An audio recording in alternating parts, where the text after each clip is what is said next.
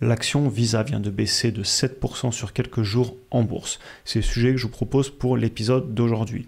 Premièrement, on va regarder la baisse et les raisons de cette baisse. Ensuite, on va voir la valorisation de l'entreprise. Est-ce qu'elle pourrait m'intéresser en ce moment? On ira regarder comme d'habitude les chiffres de l'entreprise et pas mal de graphiques. Et en fin de vidéo, je vous réponds à la question, est-ce que j'achète le business en ce moment, sachant que j'ai remis mes chiffres à jour? Tout d'abord, si on va regarder le titre, on va retrouver la baisse qu'on avait eue effectivement suite aux nouvelles qu'on avait reçues, qu'on va voir juste après. Et on a baissé à plus de 7% à un moment. Et aujourd'hui, on est autour de moins 7% sur une bonne semaine. Cependant, évidemment, sur le long terme, l'entreprise est clairement à la hausse et on regardera un petit peu d'ailleurs plus tard sa performance par rapport au S&P 500 avec les dividendes réinvestis. Passons d'abord sur le business model, sur ce que fait l'entreprise. J'imagine que certains parmi vous le savent déjà, mais c'est important de faire des rappels. Donc Visa, c'est le leader mondial des paiements numériques, facilitant les transactions de paiement entre les consommateurs, les commerçants, les institutions financières et les entités gouvernementales dans plus de 200 pays et territoires.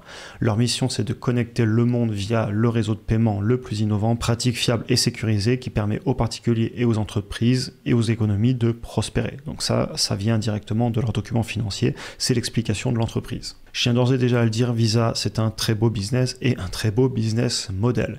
Vous voyez, là, je vous ai mis les extraits des derniers documents financiers, donc les publications du troisième trimestre 2024. On constate que sur un an, ils ont eu une croissance du chiffre d'affaires d'encore 10%. Sur les volumes total de paiement, on est à plus 7%. Donc ça veut dire aussi, a priori, qu'ils ont dû augmenter leur marge. Et ça, vous le voyez ici, effectivement, plus 17% sur les bénéfices. Et ils ont aussi augmenté leur volume de transactions entre les pays européens et aussi à travers le monde, à travers les frontières.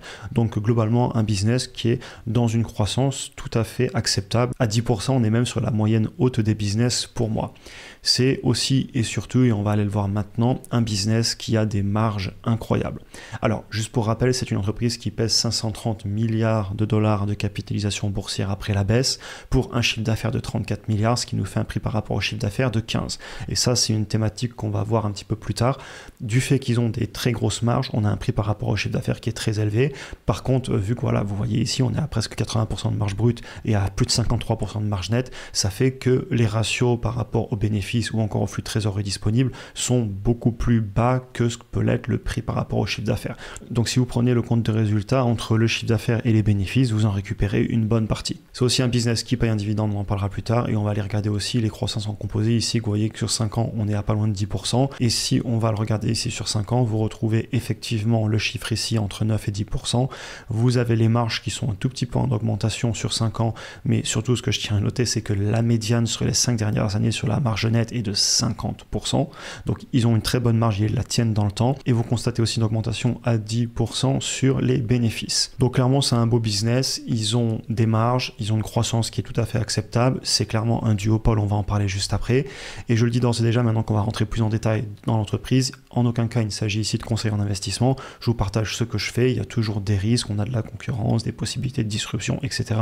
Donc faites vos propres analyses, vous êtes les seuls responsables de votre argent. Pourquoi cette baisse a eu lieu? Alors, le ministère de la Justice américaine, donc le DOJ en anglais, accuse Visa de monopole sur le réseau de paiement qui affecterait le prix d'énormément de biens vendus, en tout cas pour tout ce qui est fait avec les transactions avec des cartes Visa. Dans leurs accusations, ils précisent que 60% des transactions aux États-Unis par débit s'effectuent via Visa et Visa verse des centaines de millions de dollars par an à ses concurrents pour atténuer le risque qu'ils développent de nouvelles technologies innovantes qui pourraient faire progresser l'industrie mais qui menaceraient autrement les profits du monopole de Visa. Donc en gros, Visa paye Apple, PayPal, Square, etc. pour que sur leur réseau, on puisse utiliser Visa. Et je tiens déjà à le dire, c'est pas les seuls à le faire. Et ça, c'est ce dont on va parler maintenant. Ok, il y a des accusations sur Visa, mais moi, est-ce que ça me fait peur? Et là, je vous partage juste mon avis. Je tiens à préciser que 40% des transactions passent donc par d'autres systèmes que Visa, notamment Mastercard. Donc déjà, pourquoi attaquer que Visa et pas aussi attaquer Mastercard? Je trouve ça assez étonnant. Et c'est ce que je vous dis ici, ils auraient pu inclure le concurrent dans cette plainte. On a aussi des histoires similaires qui ont eu lieu par le passé. Google, il y a encore peu, et ça avait d'ailleurs permis d'acheter la baisse, et personnellement, j'en étais pas trop inquiété. On a eu Microsoft il y a très longtemps, regardez où est l'entreprise aujourd'hui, et honnêtement, il s'attaque à Visa, mais par exemple, il pourrait très bien s'attaquer à Apple, et je ne serais pas étonné qu'un de ces quatre, Apple se fasse aussi attaquer par la justice américaine pour des problèmes de monopole. Personnellement, je pense qu'il y a beaucoup de peur court terme. C'est bien d'être au courant, c'est bien aussi que la justice regarde, mais au final, on verra les conclusions et je pense que les conclusions ne seront pas si inquiètes que ça. Visa va se défendre, c'est juste un processus normal qui a lieu entre une entreprise et le gouvernement. Personnellement, je ne vais pas réagir à cette situation de façon émotionnelle. J'aime prendre du recul, avoir une réaction réfléchie et non pas paniquer dès qu'on a une baisse. Et d'ailleurs, je suis plutôt à l'opposé. Quand on a des baisses comme on avait eu sur Meta, ils étaient finis avec le métaverse, Google qui était mort avec ChatGPT.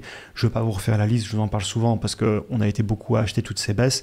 La réalité, c'est que j'essaie de rester rationnel quand ça baisse parce que des fois, il y a des bonnes affaires. Et d'ailleurs, on verra plus tard si Visa pour moi est une bonne affaire en ce moment. On va maintenant passer sur la valorisation et les chiffres de l'entreprise. Cependant, juste avant, je tiens à vous préciser que cette vidéo, elle est clairement rendue possible grâce aux participants du programme notamment, et donc je me permets de faire ma propre publicité puisque je suis mon seul sponsor. Et si j'arrive à justifier le temps que je passe à augmenter aussi le nombre de vidéos sur YouTube à 3 par semaine, Instagram, etc., c'est parce qu'il y a des gens qui soutiennent mon travail. Et d'ailleurs, je tiens à préciser que même cette vidéo, elle est possible grâce au programme puisque j'ai fait la mise à jour de mon prix cible et j'ai fait des sessions de travail au sein du programme avec une vidéo comme vous le voyez ici sur l'analyse quantitative qui est disponible dans l'espace membre. Dans le programme, vous retrouvez la formation vidéo qui est la colonne vertébrale de la formation, mais j'ai souhaité aller beaucoup plus loin qu'une simple formation vidéo. Et donc, vous avez aussi tous les appels de coaching individuels à la demande sur plusieurs mois avec moi-même, afin que vous ne soyez pas seul face à une énième formation vidéo. Évidemment, aussi accès à mon portefeuille, aux sessions de travail vidéo, mes achats, mes ventes, mes analyses et les vidéos exclusives dont vous avez quelques extraits ici. Si tu es intéressé, premier lien en description pour réserver un appel avec moi-même afin de te présenter l'intégralité du programme et répondre à tes questions, et on peut aussi en parler sur Instagram. Donc on commence toujours par le haut du compte de résultats. Au niveau du chiffre d'affaires, vous voyez que sur 10 ans en composé, on a fait du 10% par an, et si on regarde récemment, on avait bien accéléré. Donc clairement un business qui sur le long terme a une croissance qui est moyenne plus à mon avis, mais c'est pas du tout négligeable. Ensuite, si on y rajoute les marges nettes et les marges sur le flux de trésorerie disponible, c'est là qu'on commence à voir que c'est un business très rentable qui génère beaucoup d'argent, et on verra justement après ce qu'il en fait de cet argent. Donc vous retrouvez ici les marges nettes qui se baladent autour de 50%, les marges sur flux de trésorerie disponible qui sont aussi au-delà de 50% et une marge brute qui se balade à 80%. Donc rien à dire, le business est extrêmement rentable. Et honnêtement, c'est une très belle entreprise que j'aimerais rentrer en portefeuille un jour. Maintenant, tout dépendra de la valorisation et on verra jusqu'où va la baisse récente.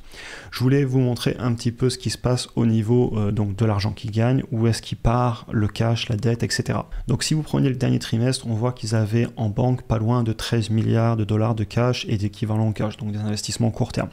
En termes d'actions, on voit qu'ils en rachètent assez régulièrement et que par contre, à chaque fois, ça remonte un petit peu. Et ça, c'est lié au fait, vous voyez, qu'ils distribuent des actions et vous le retrouvez sur le flux de trésorerie disponible avec et sans les compensations en actions destinées aux employés. Et vous constatez qu'en 12 mois glissants, on a 2 milliards de différence.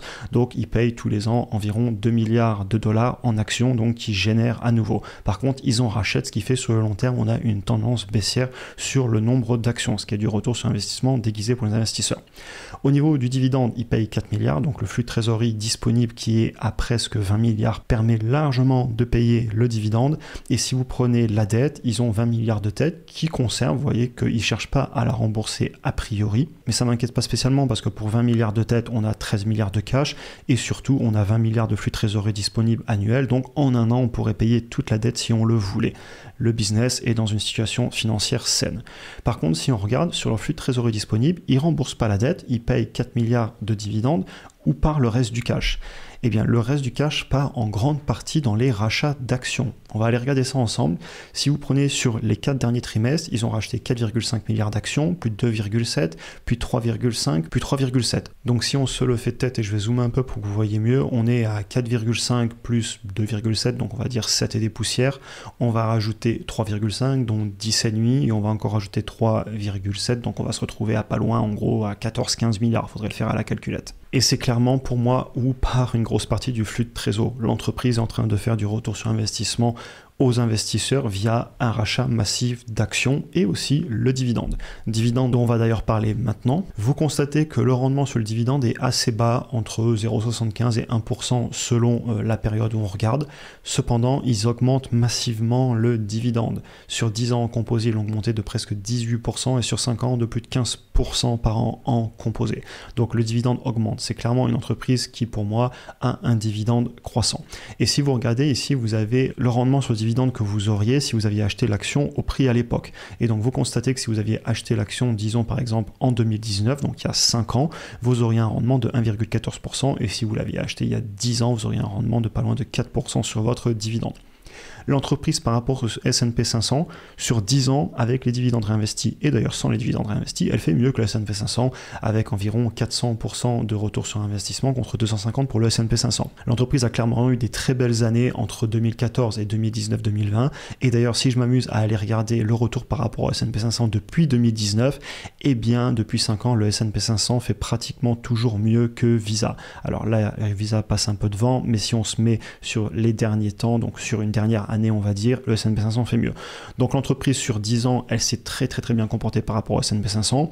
Depuis 5 ans, j'aurais tendance à dire qu'elle est en ligne avec ce que fait le marché. Donc voilà un petit peu pour vous montrer avec et sans les dividendes réinvestis ce que ça donne d'un point de vue de la performance passée. Maintenant, comme vous le savez, la performance passée ne garantit pas la performance future, et clairement au-delà des valorisations qu'on va regarder maintenant, j'aime aussi faire mes projections, et ça je vous en parle juste après par rapport à est-ce que j'achète l'action ou pas en ce moment. Au niveau de la valorisation, je vous ai mis ici le prix par rapport au chiffre d'affaires, le PER, donc le prix par rapport aux bénéfices, et le prix par rapport au flux de trésorerie disponible auquel on a retranché les actions distribuées aux employés. Vous voyez qu'actuellement on est sur un PER et un prix par rapport au flux de trésorerie disponible juste sous les 30, pour des médianes historiques qui sont entre pareil 29 et 31.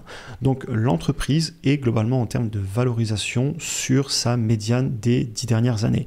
Et la médiane, elle est basse sur 10 ans parce que si vous regardez l'entreprise quand vous l'achetiez en 2014, 2015 et aussi ici vers 2018, 2019, d'ailleurs c'est marrant parce que c'est au ce moment-là que j'ai commencé la bourse, on se rappellera pour ceux qui étaient déjà là du crash qu'on avait eu décembre 2018 et la remontée après en janvier 2019. Ensuite l'entreprise s'est extrêmement valorisée en 2021 et là elle est revenue sur des valorisations qui historiquement sont clairement sur les médianes. Donc plutôt pertinent d'un point de vue de ce qui s'est passé historiquement. Je vous pointerai aussi ici que le prix par rapport au chiffre d'affaires est énorme à plus de 15, mais c'est normal, c'est-à-dire qu'ils ont des grosses marges et donc forcément le prix par rapport au chiffre d'affaires va être élevé parce que dans le compte de résultat, on redescend beaucoup d'argent en bas du compte de résultat. Et c'est aussi pour ça que quand on entend dire oui, un prix par rapport au chiffre d'affaires au-delà de 1 ou 2, c'est beaucoup, pas forcément, ça dépend des marges. Et je pense qu'il ne faut pas toujours simplifier à dire un PER de 15, sinon on ne peut pas acheter, un price to sales de 1, sinon on ne peut pas acheter. Je pense que c'est vraiment trop simplifier les analyses que de dire ce genre de choses. En tout cas, ce n'est pas le genre de choses que vous m'entendrez dire.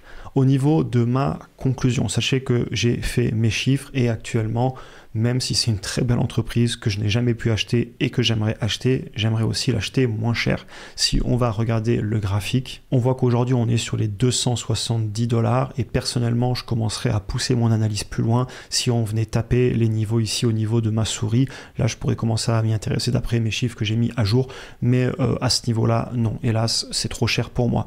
Si ça se trouve, peut-être que j'ai tort, mais au final, eh bien, je préfère être patient, m'en tenir à mes chiffres. Je veux dire, ce que je fais, c'est que je les mets à jour dans mes Excel et une fois qu'ils sont mis à jour, moi je m'en tiens à ce que ça dit parce que j'ai une méthode, je l'applique et sinon je vais plus être rationnel et je vais commencer à acheter juste parce que ça monte ou parce que ça baisse, qui n'est pas du tout ce que j'ai envie de faire.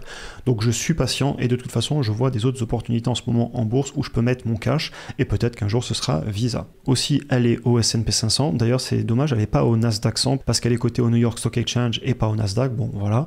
Et je préciserai encore et toujours que c'est une très belle entreprise. J'ai rien contre elle, clairement quand vous regardez la croissance qui est moyenne plus, clairement 10% c'est pas négligeable, c'est pas 12, 13, 14%, mais c'est pas 4% non plus comme beaucoup d'entreprises. On a des très belles marges, une très bonne gestion passée et une distribution d'un dividende et du rachat d'actions. Très beau business, par contre je vais être patient parce qu'à ce prix-là, je préfère acheter d'autres actifs en ce moment. Et par contre un jour si elle a un prix qui m'intéresse, je finirai mon analyse et je viendrai peut-être à l'acheter parce que fondamentalement je trouve le business intéressant. Voilà pour cet épisode, j'espère qu'il vous aura intéressé. On continue la vidéo comme d'habitude dans les commentaires ou en DM sur Instagram. Merci pour votre soutien depuis les débuts, c'est aussi grâce à vous que je peux justifier tout le contenu que je fais sur YouTube, etc., les gens qui me soutiennent, etc. Et j'ai toujours envie d'amener plus de valeur à la communauté et j'ai de plus en plus de temps pour le faire, donc clairement c'est aussi un plaisir pour moi et je tenais à vous remercier à ce sujet. J'ai hâte de la prochaine vidéo et à bientôt.